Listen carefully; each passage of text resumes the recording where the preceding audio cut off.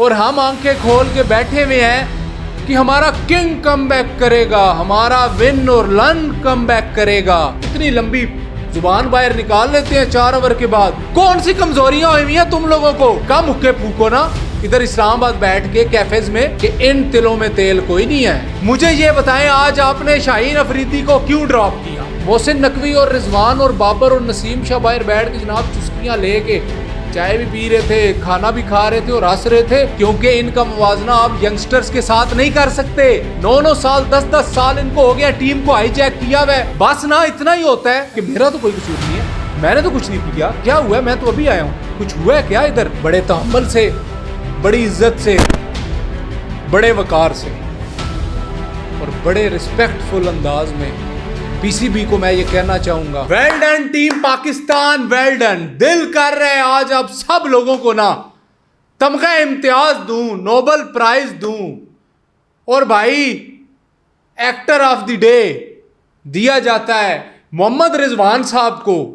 क्या बात है आपकी जनाब। पाकिस्तान और वेस्ट इंडीज का जनाब तीसरा ओडीआई चल रहा है, रात के बज रहे हैं 1:30 और हम आंखें खोल के बैठे हुए हैं कि हमारा किंग कमबैक करेगा, हमारा विन और लन कमबैक करेगा। ऐसा कमबैक किया कि 202 स्कोर से हार गए। वेस्ट इंडीज सिर्फ 94 स्कोर ही बनाता ना तो तब भी हम 2 स्कोरों से हार गए थे। टॉस के दौरान पाकिस्तान ने जब टॉस जीता तो मोहम्मद रिजवान का आपने ओवर कॉन्फिडेंस देखा था। कमेंटेटर ने पूछा कि आप अगर टॉस हार जाते तो? उसने कहा टॉस से क्या फर्क पड़ता है, टॉस हारे या जीते हैं, पिच कंडीशन जैसी भी हो, हमने जीतना है मैच, हम जीतेंगे। ये लो 10वें नंबर की टीम से इतनी बड़ी जिल्लत से हार हुई है वो टीम जिसको अभी ये नहीं पता कि हमने ओडीआई वर्ल्ड कप में क्वालिफाई भी करना है या नहीं करना। वो अभी उनकी लटकी हुई है, उनसे हार गए हैं। 1988 के बाद वेस्ट इंडीज ने पाकिस्तान को यह हिस्टोरिक हार दे दी है जनाब। कितने साल हो गए जरा गिनती मारो? 37 साल पहले वेस्ट इंडीज पाकिस्तान से ओडीआई सीरीज जीता था, उसके बाद अभी जीत रहा है।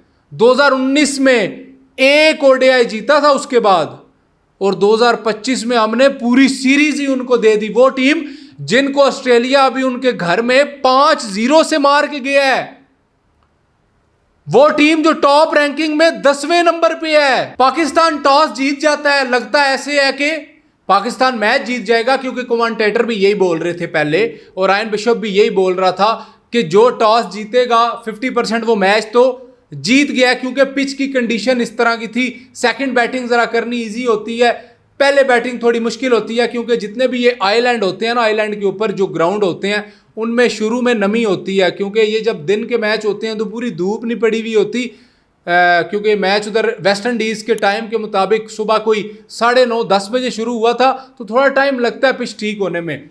40 ओवर तक तो मामला बिल्कुल ठीक जा रहा था। 40 ओवर के बाद जनाब हमारे मेन बॉलर आते हैं सरकार नसीम शाह साहब, इतनी लंबी जुबान बाहर निकाल लेते हैं 4 ओवर के बाद। कम हुक्के फूको ना इधर इस्लामाबाद बैठ के कैफेज में, अपनी फिटनेस का तुम्हें ख्याल नहीं है। हसन अली साहब जनाब आते हैं, ग्रीव्स, क्या बात है उस लड़के की भाई, कोई उसे जानता नहीं था, पाकिस्तान ने आज उसका नाम भी याद करवा दिया, हमें भी और पूरी पाकिस्तानी कौम को भी। ग्रीव्स और शाय होप यार आपके लिए क्लैपिंग है भाई। 50 बॉलों पे 110 रन की पार्टनरशिप लगा दी। बात समझ रहे हैं आप कि 40 ओवर तक 41 ओवर तक वेस्ट इंडीज का 185-86 स्कोर था और 50 ओवर के बाद स्कोर बोर्ड देखो 294 पे चला गया। मेन बॉलर ने 72 खा लिए, आखिरी ओवर में 21 खा लिया नसीम शाह ने। हसन अली को तो उन्होंने ऐसा फेंटा लगाया, ऐसा फेंटा लगाया, यकीन करें उसे गुजरांवाला भूल गया होगा। मुझे यह बताएं आज आपने शाहीन अफरीदी को क्यों ड्रॉप किया? शाहीन अफरीदी जब कमबैक कर रहा है, बॉलिंग करवा रहा है, अपनी पेस पे काम कर रहा है, उसको रेस्ट दे के नसीम शाह को क्यों खिलाया जो आउट ऑफ फॉर्म है, जिसे 4 ओवर के बाद 1 ओवर नहीं कराया जा रहा? शाहीन शाह अफरीदी को इसलिए ड्रॉप कर दिया गया जी, कप्तान साहब कहते हैं बड़ा हेक्टिक हो गया था जी, उसको हमने रेस्ट दिया है, होटल से ग्राउंड, ग्राउंड से होटल।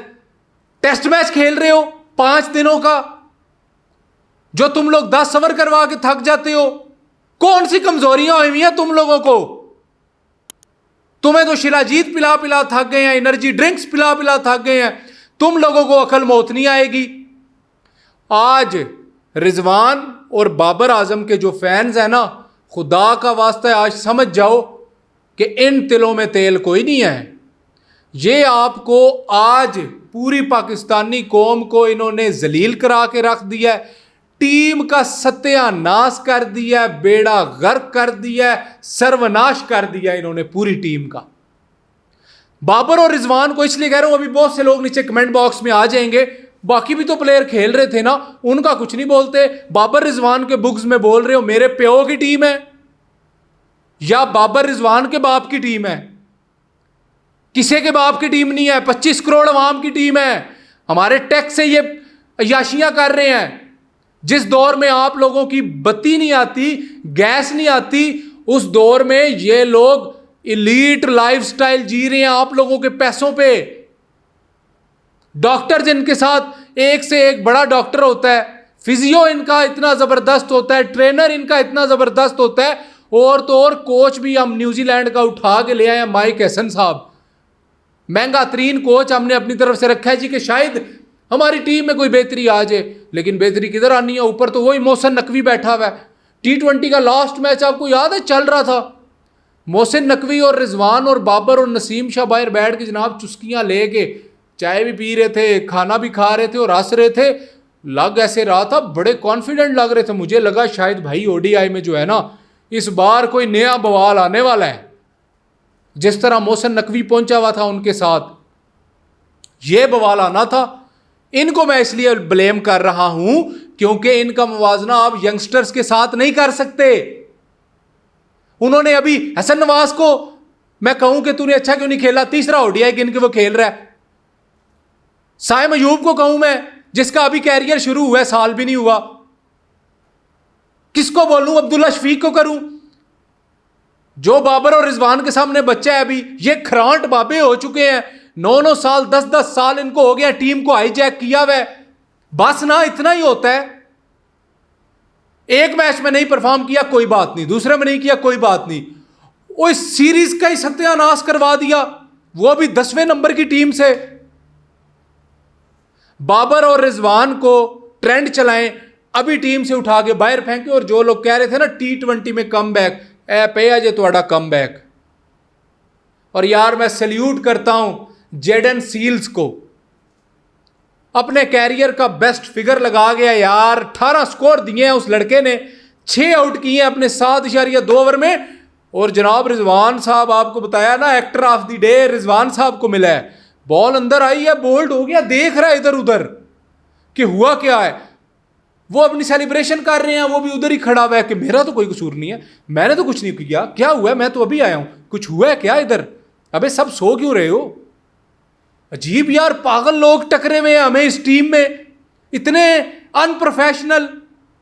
तुम्हारे लोगों से बेहतर तो खुदा की कसम हम क्रिकेट अच्छी खेल लेते हैं। पाकिस्तान की गली क्रिकेट बेहतर है तुम लोगों से। इतना तुम लोगों के पैसा हम जाया कर रहे हैं। और पाकिस्तानियों में आप लोगों को बता दूं, ट्राई नेशन सीरीज जो आ रही है ना, UAE और अफगानिस्तान के खिलाफ, ज्यादा खुश ना हो, यकीन करो हम बहुत ज्यादा जलील होने वाले हैं उसमें भी। अभी तो शुक्र है उसमें ये दोनों नहीं होंगे, T20 सीरीज है, अल्लाह करे अब ना हो। मोहसिन नकवी साहब होश के नाखून लें, और हाई परफॉर्मेंस सेंटर के जनाब हेड आप जो हैं आकिब जावेद साहब, खुदा खौफी खाएं, उठें जरा, रात को हमारी नींदें ना आराम करें, उठ के जरा इनकी परफॉर्मेंस देखें। सिर्फ हमारी नींदें आपने आराम की हुई हैं, आप याशियां कर रहे हैं 5 स्टार में। आप कुछ खुदा खौफी खाएं, देखें क्या हो रहा है टीम के साथ, पाकिस्तानी अवाम को किधर लेके जा रहे हैं। ये एक ही खुशी मिलती है हमें क्रिकेट की, एक ही गेम बची है। हॉकी की तो हमने सत्यानाश कर दिया, ये बचा है, इसमें भी पॉलिटिक्स ला के जनाब सारा बेड़ा गर्क किया हुआ है। 7 प्लेयर्स डबल फिगर में नहीं गए, जिसमें 5 सिफर हैं, 5-0। 92 पे ऑल टीम आउट हो गई है वेस्ट इंडीज से, जिनकी ODI क्रिकेट ही नहीं है। इस जैसी बैकबोन नहीं चाहिए हमें पाकिस्तान क्रिकेट की।